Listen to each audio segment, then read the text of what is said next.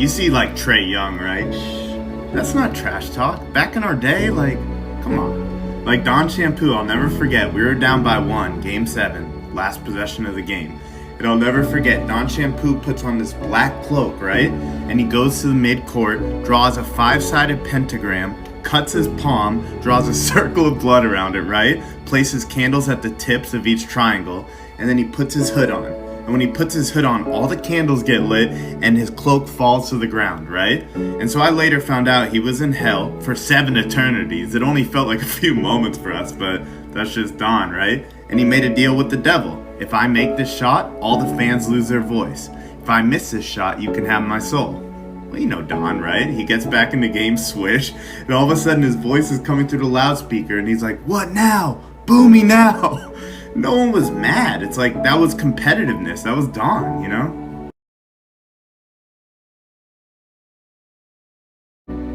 So I remember this one practice. We were just scrimmaging. I was on the other team from Don Shampoo, and he kept scoring. And I was just telling my teammate, man, I feel like I could guard him better. I wasn't trying to start anything. And Don heard, and he said, "Hey, I bet you $10,000 I score on you first try." So I'm like, all right, bet. He goes, he does a hop step, and he shatters the ground. And I thought he just shattered the ground, but I look, and there's a huge hole. And all of a sudden, the trainer has the phone. He's like, "Yo, you have a call from China." So I pick up the phone, and it's Don. And he's like, "Hey, man, you owe me 10K. And I'm like, what are you talking about? He jumped through the core of the earth. He was in China. But I'm like, you didn't make it. What are you talking about? And he's like, "Look behind you." I turn around, the ball comes through the hole, and it goes in the hoop. Like the timing he was just something else. He was competitive.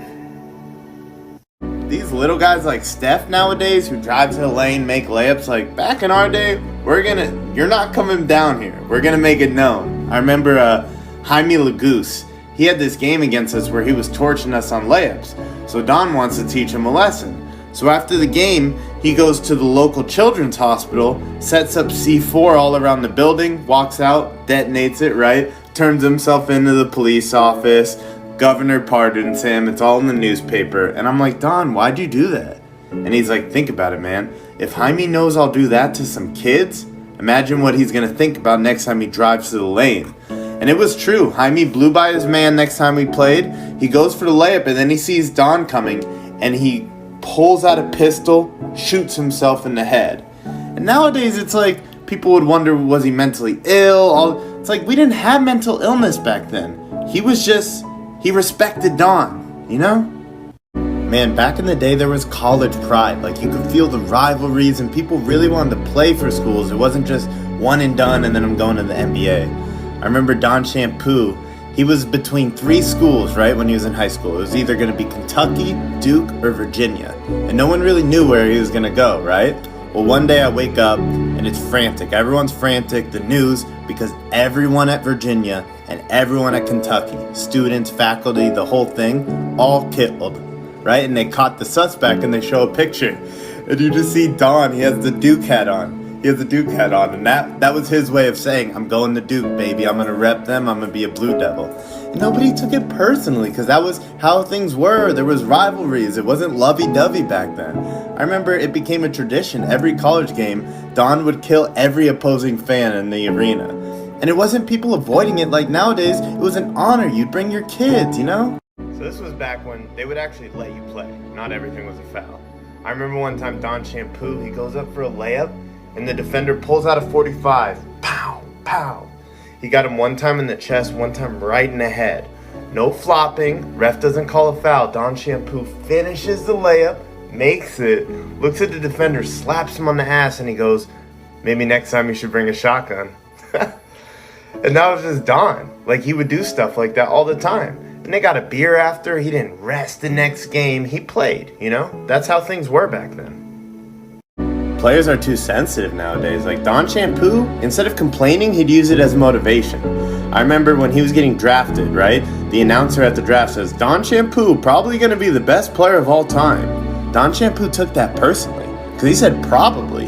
And Don's like, in his mind, he's like, I'm definitely going to be the best player of all time. So Don shows out his rookie year. He wins 2 MVP awards, 7 championships, right? And at the end of the season, that announcer interviews him, and he's like, so I heard that my quote motivated you. What do you have to say about that? Is that true? And Don goes, yeah, it motivated me, but not just to win. It also motivated me to do this. He pulls out a baseball bat from behind his back and just starts beating him. Nowadays, it would be canceled Don, Don's violent, arrested, whatever. Back then, it was like, no, that's just Don. Like, we were just playing ball, And, that was competitiveness. That was how it would leak out sometimes. Players are too sensitive nowadays. Like Don Shampoo, instead of complaining, he'd use it as motivation. I remember when he was getting drafted, right? The announcer at the draft says, Don Shampoo, probably going to be the best player of all time. Don Shampoo took that personally, because he said probably. And Don's like, in his mind, he's like, I'm definitely going to be the best player of all time. So Don shows out his rookie year. He wins 2 MVP awards, 7 championships, right? And at the end of the season, that announcer interviews him, and he's like, so I heard that my quote motivated you. What do you have to say about that? Is that true? And Don goes, yeah, it motivated me, but not just to win. It also motivated me to do this. He pulls out a baseball bat from behind his back and just starts beating him.